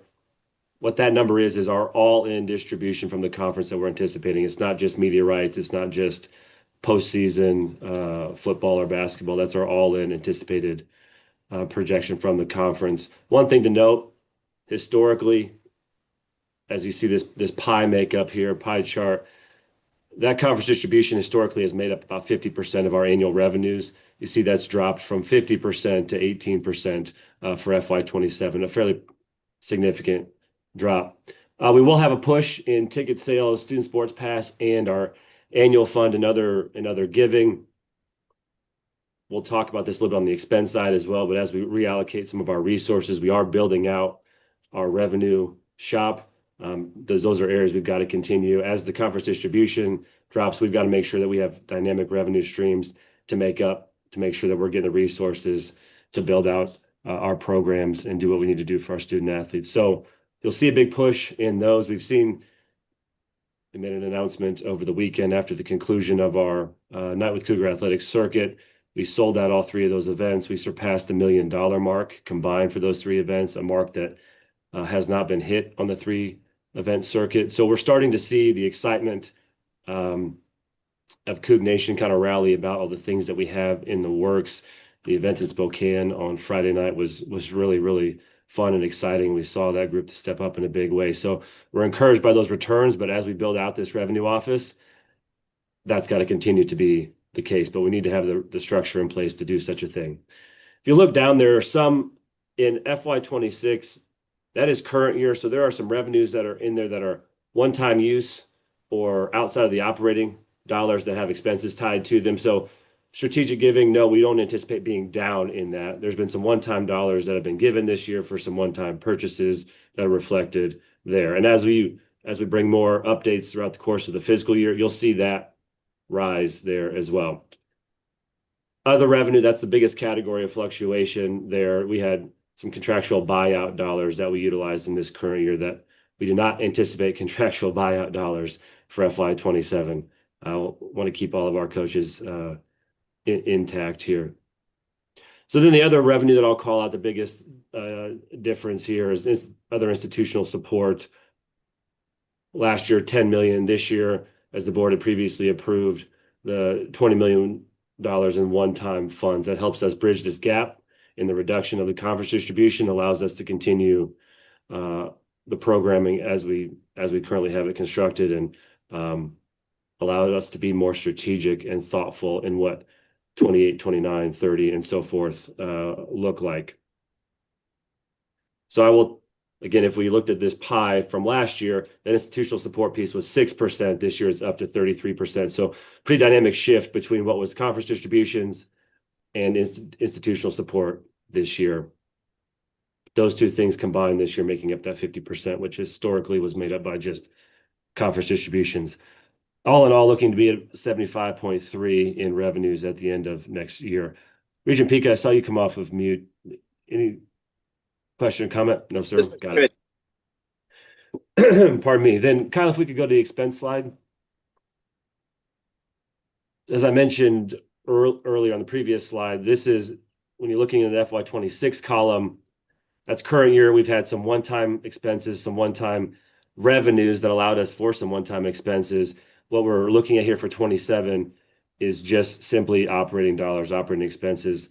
Categorically, from year to year, the percentage of our expenses have remained somewhat similar. Compensation continues to be our biggest area of expense, followed by debt, and then financial aid and student athlete scholarships. Those are the 3 primary buckets that we have there. When I mentioned in the opening, we're presenting this budget for approval, but we will have some restructuring of our resources as we reprioritize where we were and where we need to be. So you'll see some of those line items shift as we continue on with these presentations. I think the next time we're in front of this group in September, we're working through those right now and again building out the revenue shop. So you will see some fluctuation in those, but we haven't finalized those steps necessarily. So I mentioned earlier the categories in our pie chart there. The percentages haven't fluctuated too drastic. We do have a focus on cost containment, but I will say as we've narrowed and either reduced some of the sport program operating budgets that you see there or have not increased them, our costs for doing business have continued to increase. Travel, medical, food, recruiting, all of those have continued to increase at a fairly exponential rate. But we have not increased any of those as far as the budget line items go. We've often reduced some. So that's getting tighter and tighter as the industry changes. Obviously, there's a point of emphasis on rev share, NIL. Those dollars are not reflected in here yet because we will have to have revenues to offset those, which those are starting to come in, but we're just presenting the operating here. We won't take on an expense that we don't have a revenue source for. So we'll continue to present on those as we give additional updates. So kind of in summary on this, again, presenting a balanced budget with every intention to do so.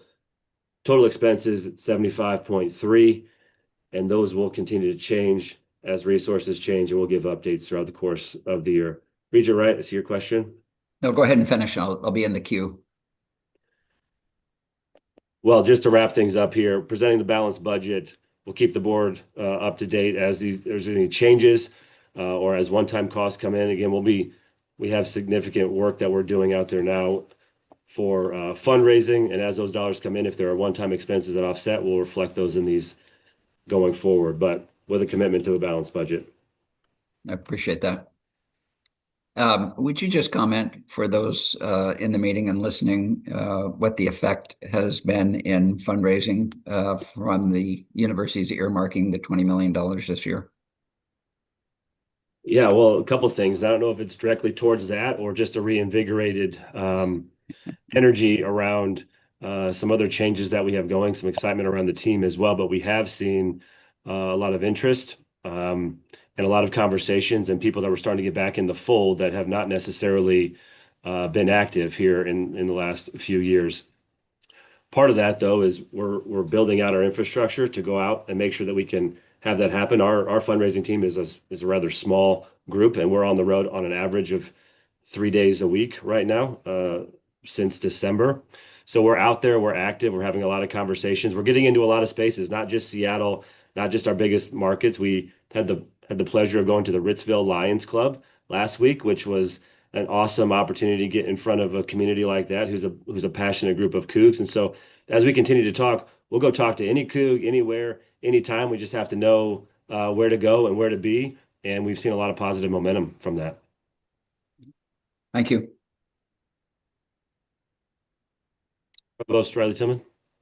Yeah, just a couple of quick points. I want to emphasize how important it is for athletics to be successful this year, particularly as we leave. I don't know if we want to call it the hinterlands of the last 2 years or whatever word we want to describe it, but go into a new invigorated new conference. The reality is athletic success has a massive impact on the academic infrastructure. We have seen a significant impact with the breakup of the Pac-12 on the particularly first-year student population. It is incredibly important for anybody who cares about the future of the university, whether it be research, our student population, or athletics, or extension, or any of the other entities, that we have some success here. That's why I was supportive of the $20 million. If we look at total university support, there's also a significant administrative chunk there. I think the total is $29 million.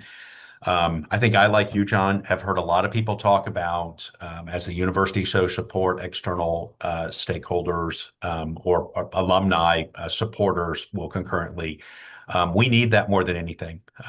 We need to be successful this year, and that's going to require significant support from folks who are committed to the university as a whole. And so this is,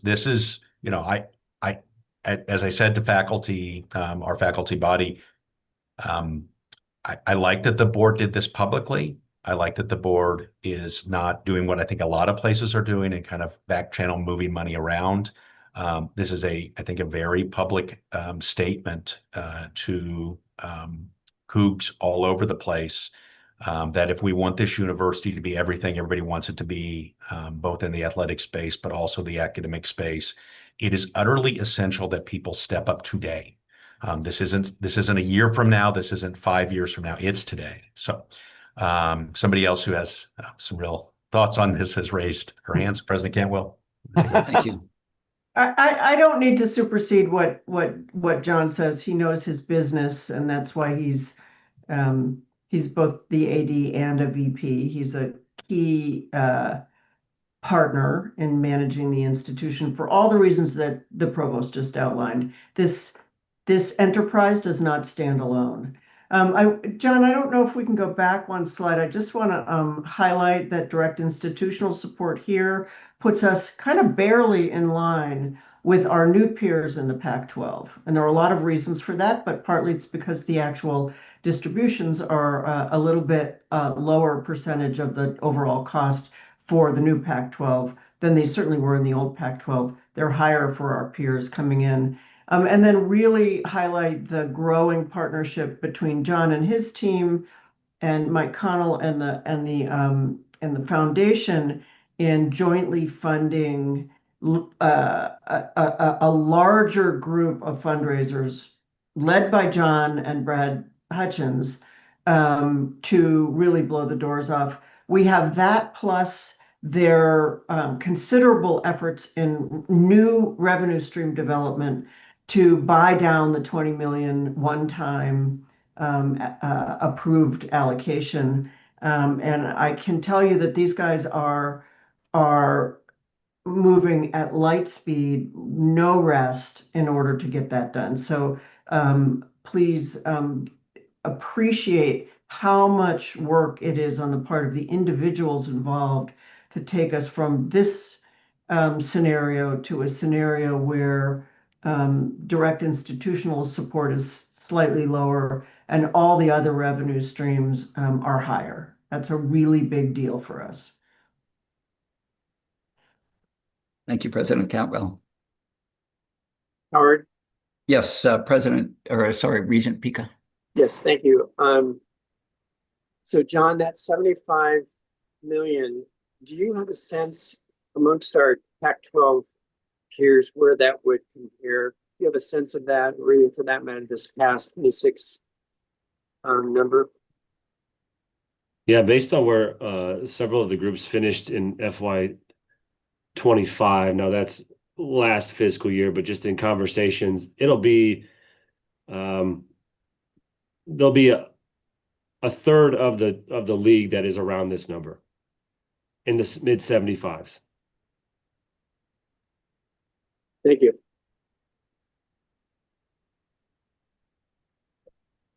More questions, comments, discussion? Regent Blankenship has his hand up. Okay, thank you. If I may, Howard. Please.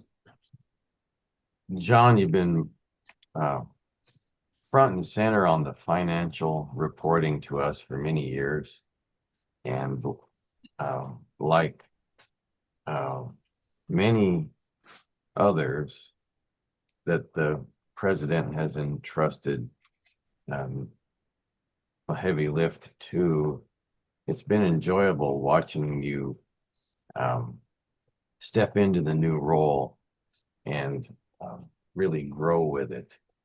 And I've enjoyed watching you develop, much less the Department of Athletics move forward. I just wanted to publicly give you that shout out. Thank you for doing that. Thank you for that, Regent Blankenship. Truly, thank you. I don't know how many institutions have athletic directors that have come from the CFO's office with experience there. So certainly is a benefit for us, and we appreciate your work. Appreciate the opportunity. Further questions, please, discussions, comments? All right, if there is no further discussion, I will make a motion. I move that the Board of Regents approve the fiscal year 2027 athletics budget as presented. Is there a second? I'll second it. Thank you. Any further comments or discussion? All those in favor say aye. Aye. Aye. Aye. And those against? The FY 27 athletics budget's passed. Thank you. Well done. Well done. Congratulations. The final action item before the board today is the fiscal year 2026 Cougar Athletics budget transfer. Matt Skinner will join Leslie and John to present this item. John, we'll go ahead with you if you don't mind. Sure, absolutely. Kyle, do you mind bringing up our last slide there?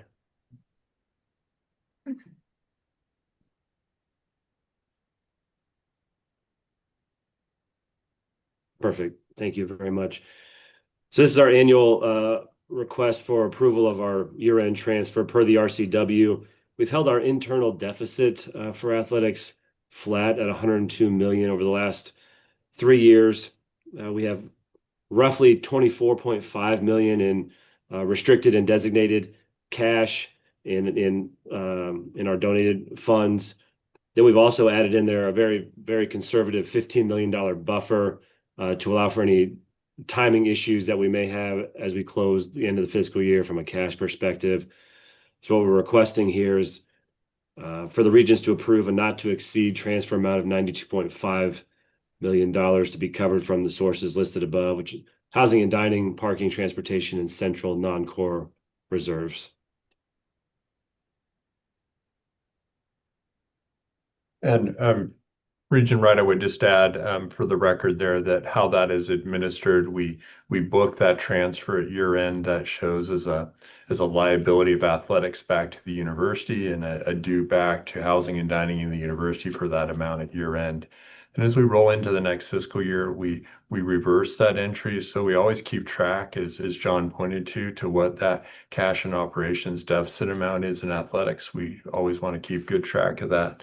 So that's how that works mechanically. I would just add that while we reverse that entry and move those funds back into the respective units shown here, we do have an internal hold on those funds that they are not spent without unique approval, because we do need to have that from a cash flow perspective in space to maintain our university's operating work. So appreciate collaborating with John's team on this entry every year from the finance office. Thank you, Matt. So put another way, those funds are earmarked until the mechanical transfer. Is that correct? Yeah. Okay. And does this effectively occur 30 June, 01 July? Yep, that's exactly right. Thank you. Thank you. Interesting. Okay. Any questions around this? Comments, discussion? If there's no further discussion, I will make a motion. I move that the Washington State University Board of Regents approve transfers necessary at fiscal year 2026 year end to cover the deficit balance as presented. Is there a second? Second. Thank you. Any further discussion? Okay, all those in favor say aye. Aye. Aye. Aye. And all those against say nay. Okay, motion passes to effect the transfer as described. Thank you. That concludes the presentation of action items to the board today. I will turn the meeting back over to Chair Ramos. Okay, thank you, Regent Wright. So that concludes our special meeting today. I'm just again grateful to all of our regents who have delved into the details in prior meetings throughout the course of the year in preparation for this milestone day. We will look forward to the budget document as it's published, and also want to express our gratitude to all of Washington State University leadership, all of Cougar Nation, really, because the citizens around Washington State watch us and they look at the details, they comment. It is an inclusive process with public participation. And so we really do want to express our gratitude to all the citizens of Washington State who do give us comment throughout the year. It's a long, lengthy process to manage this complex enterprise. So President Cantwell and all the leadership, thank you today for sharing the FY27 budget. The Board of Regents meeting is now adjourned. Thank you. All regents. Thank you. Thank you. Bye.